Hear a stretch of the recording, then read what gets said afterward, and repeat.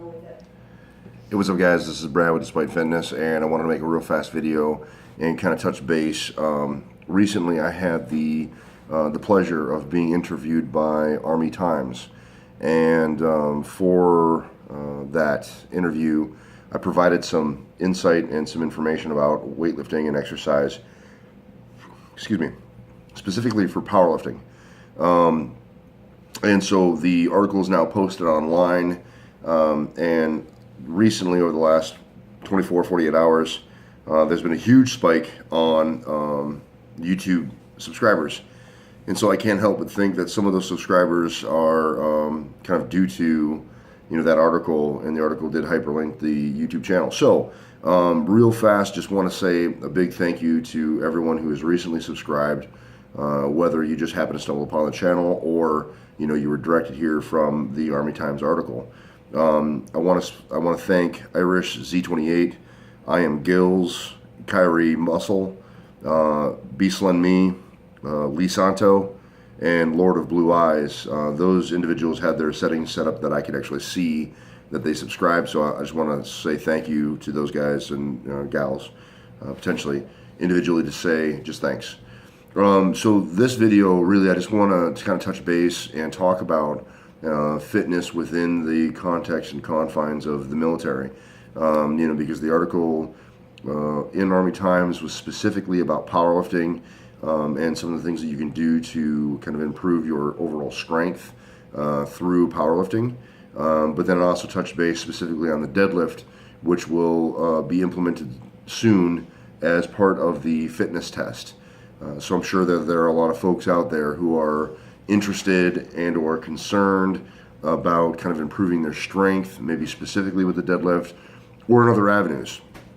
So whether you happen to have the focus that I have, which is powerlifting, or that you have other kind of general fitness goals and aren't specifically focused on powerlifting, there is a lot that you can do to improve your strength, improve your fitness, kind of improve your athletic performance, or improve your military performance through strength.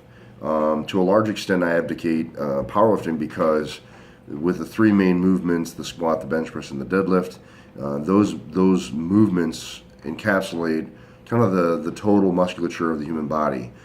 So if you didn't have much time and didn't have much focus, much time to focus, I would advocate that you try to get the most bang for your buck. And you are probably most likely to be able to do that with the powerlifting movements. And that doesn't necessarily mean that you have to be a power lifter per se.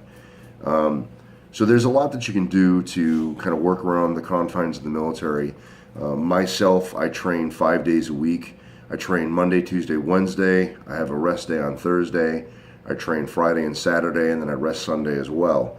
That kind of breakdown for day training allows me to maximize my recovery between the efforts that I'm doing, so that hopefully I am able to sufficiently recover from whatever the previous workout is before I hit that muscle group again. So hit a squat day, attempt to sufficiently recover before my next squat day. And if you guys are looking to improve your performance as well, these are things that you should consider, is your ability to recover from the workout. So you have to consider what your duty is, what your job is, how much that takes out of you on a daily basis. And obviously, specifically amongst the military, that varies wildly based on what your MOS is or your job. For guys who are, maybe infantry, training and keeping on weight may be extraordinarily difficult due to some of the training and the events that you're required to do. For other guys that don't have such physically demanding positions, it may be a little bit easier. But essentially, you just have to look at what your physical requirements are. And in the article, I recommended kind of taking a look at what your metabolic rate was, or what your metabolic expenditure is. And there are some tests available for soldiers and military members that you can get access to that doesn't cost you anything, to get a kind of an idea or a baseline of what your metabolic rate is, to allow you to kind of understand what you need to do in order to attempt to try to gain muscle, gain size, gain strength. one of the things that I want to make sure that I talk about explicitly is, the necessity for a caloric surplus in order to try to gain strength and size. And that applies to everybody across the board, regardless of what your MOS or job or your occupation is. Whatever it is that you're burning on a day-to-day basis, you need to be able to take in more than what you're burning on a day-to-day basis in order to really put your body in a position that's best served to build muscle, because the processes for your body to actually construct muscle tissue take energy, and then you need to have materials available for your body during that process to construct muscle tissue. So you really need to be in a caloric surplus in order to properly facilitate muscle gain. And so you just have to look at what you're burning versus what you're taking to kind of understand where you need to be in order to grow. Then you also kind of have to work around, if you are in the military, as I'm sure a lot of my recent subscribers are. If you're in the military or associated with the military, you have to understand, like, you work around the constraints. One of the benefits of being in the military is almost anywhere you go, you have access to some pretty great gym equipment, and it's kind of part of your job to be in shape. So it's usually easy, depending on your situation, to have time to be able to go to the gym and train. And that doesn't mean that you need to be, chasing down, world titles for powerlifting in order to see improvement. So for me, when I train during the duty days, I train during my lunch period, and that allows me to, maximize the time that I have for work, but then also not try to take too much time away from the family at home.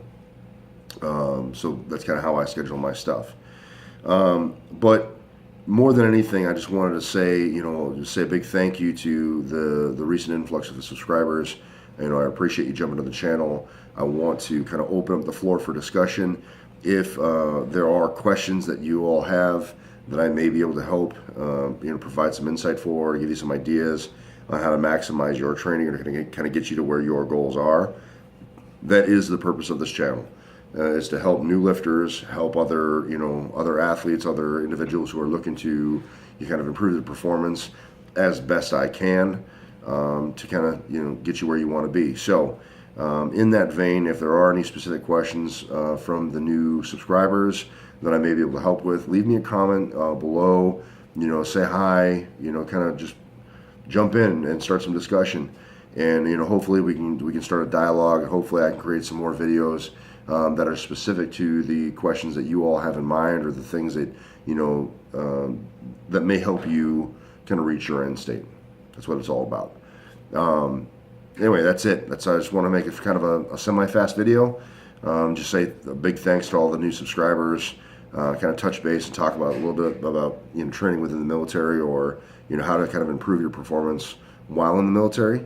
Because again, like I said, I do assume that a lot of the new subscribers are associated with the military. Yeah, anyway, that's it, guys. If you have any questions, leave them below. I appreciate you checking out the video. I appreciate all the likes and the comments and the shares. I want to make the channel grow as much as I possibly can. So whatever you can do to help me do that, that'd be great.